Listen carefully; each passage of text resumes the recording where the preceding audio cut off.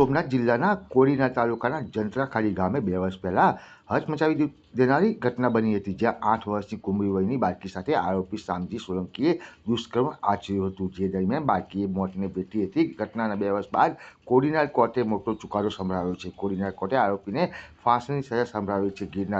ગીર સોમનાથ જિલ્લાના કોડીનાર તાલુકાના જંત્રાખાડી ગામે 2 વર્ષ પહેલા 12 જૂન 2022ના રોજ હચમચાવી દેનારી ઘટના બની હતી, જ્યાં 8 વર્ષની કુમરી વયની બાળકી સાથે આરોપી શામજી સોલંકીએ દુષ્કર્મ આચર્યું હતું, જે દરમિયાન બાળકીને મોતને ભેટી હતી. કૃત્ય બાદ નરાધમ બાળકીના મૃતદેહને ગામના જાપાની બહાર અવાવરૂ જગ્યાએ ફેંકી દીધો હતો. ઘટનાને લઈને ગામ અને સમગ્ર પંથકમાં ઈસમ સામે ભારે આક્રોશ જોવા મળ્યો હતો. ત્યારે આ મામલે હવે 2 વર્ષ બાદ કોડીનાર કોર્ટમાં મોટો ચુકાદો સંભળાવ્યો છે. કોડીનાર કોર્ટે આરોપીને ફાંસીની સજા સંભળાવી છે. એટલું જ નહીં, બાળકીના પરિવારને 17 લાખનું વળતર ચૂકવવા આરોપીને આદેશ કર્યો છે.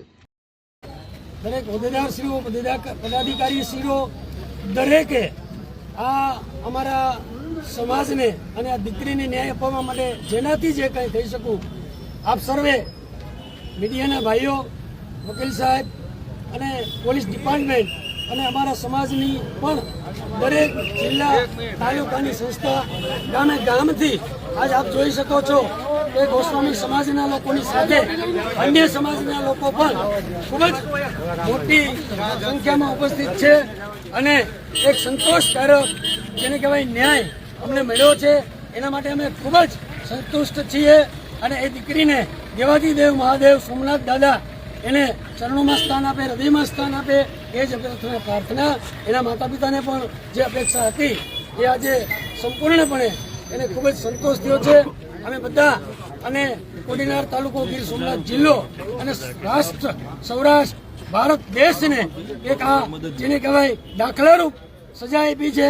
એટલે જજ સાહેબ શ્રીનો પણ ખૂબ ખૂબ આભાર, દરેક વકીલ શ્રીઓનો પણ ખૂબ ખૂબ આભાર અને આપ સર્વે મીડિયાની વકીલો ત્યાં પહોંચી ગયેલા અને અહીંયા જે કેસી ઉપાધ્યાય છે કોડીનાર, એમને અમારી એટલી મદદ કરી છે. અમને ક્યારથી જૂનાગઢથી ક્યારે ધક્કો નથી ખાવા દીધો કે કેસી ઉપાધ્યાયનો આ ટકા આભાર માનો છો. અને બીજું કે 302ના કામમાં આરોપીને ફાંસીની સજા એટલે કે મૃત્યુદંડ અને 374(2), 374 વગેરેના કામમાં અને પોક્સોના કામમાં આરોપીને છેલ્લા શ્વાસ સુધી એટલે કે જીવે ત્યાં સુધીની સજા.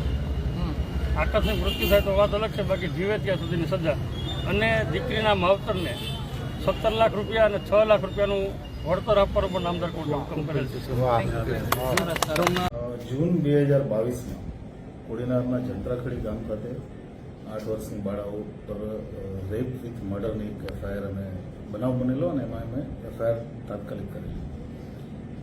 પોલીસ ઘટના સ્થળ પર તરત પહોંચી ગઈ, આરોપી અરેસ્ટ કરેલો અને એક એસઆઈટીની રચના પોલીસ દ્વારા કરવામાં આવી.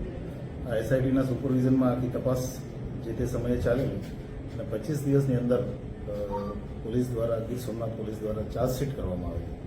આજે કેસ કોર્ટમાં ચાલી જતા જે આરોપી છે શામજી સોલંકી, એને કોર્ટ દ્વારા ફાંસીની સજા